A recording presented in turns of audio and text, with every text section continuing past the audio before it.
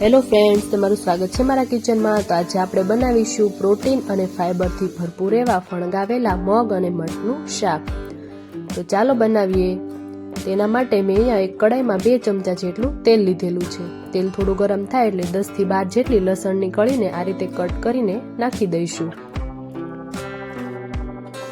હવે તેમાં 2 ચમચી જેટલા ધાણાના ડાળખાને ઝીણા ઝીણા કટ કરીને તે પણ નાખી દઈશું અને એક મીડિયમ એવું કેપ્સિકમ અને અડધી ચમચી હિંગ નાખીને બધું જ સારી રીતે મિક્સ કરી લઈશું।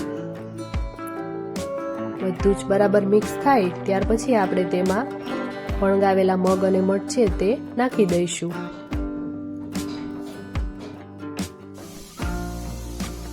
તો મગ અને મઠ નાખીને આપણે તેને સારી રીતે મિક્સ કરી લઈશું। આ મગ અને મઠને મેં રાત્રે પલાળી દીધા હતા અને બીજે દિવસે તેમાંથી પાણી કાઢી લીધું હતું અને કોરા કરીને તેને ફણગાવવા માટે મૂકી દીધા હતા। તમે જોઈ શકો છો થોડાક ચડી ગયા છે। હવે ફરીથી આપણે મિક્સ કરી લઈશું અને બધા મસાલા નાખીશું।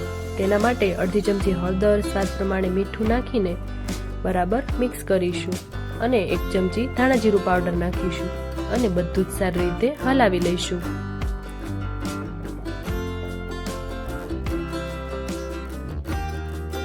આ સમયે આપણે ગેસની ફ્લેમ સ્લો જ રાખીશું।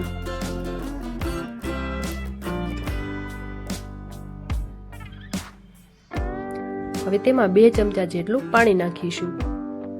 પાણી નાખવાથી મગ અને મઠ તળિયે બેસતા નથી અને બરાબર ચડી જાય છે। તો બરાબર મિક્સ થાય છે ત્યાં સુધીમાં અમારા વિડીયોને લાઈક, શેર અને સબસ્ક્રાઇબ કરો અને આવા જ નવા વિડીયો માટે તમે બેલ આઇકન બટનને પ્રેસ કરો। તમે જોઈ શકો છો આપણા મગ અને મઠ બરાબર ચડી ગયા છે। હવે તેમાં 1 ચમચી લાલ મરચું પાવડર અને 1 ટમેટું નાખીશું। ટમેટું આ રીતે છેલ્લે નાખવાથી તેનો ટેસ્ટ ખૂબ જ સરસ આવે છે। જો તમારે પહેલા નાખવું હોય તો તમે પહેલા પણ નાખી શકો છો। હવે 2 મિનિટ માટે તેને થવા દઈશું। હવે તેમાં ઉપરથી થોડા લીલા ધાણા નાખીશું।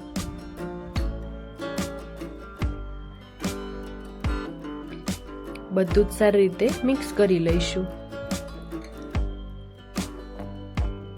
હવે તેને એક પ્લેટમાં સર્વ કરીશું।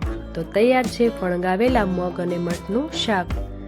જો તમે આ રીતે ક્યારેય ન બનાવ્યું હોય તો તમે આ રેસીપી જરૂરથી ટ્રાય કરજો અને મને કમેન્ટ બોક્સમાં જરૂરથી જણાવજો કે તમને આ રેસીપી કેવી લાગી। હવે ઉપરથી અડધા લીંબુનો રસ નાખીશું, થોડા લીલા ધાણા નાખીશું। તો તૈયાર છે ફણગાવેલા મગ અને મઠનું શાક। વિડીયો પસંદ આવે તો વિડીયોને લાઈક, શેર અને સબસ્ક્રાઇબ કરજો અને આવા જ નવા વિડીયો માટે તમે બેલ આઇકન બટનને પ્રેસ કરજો।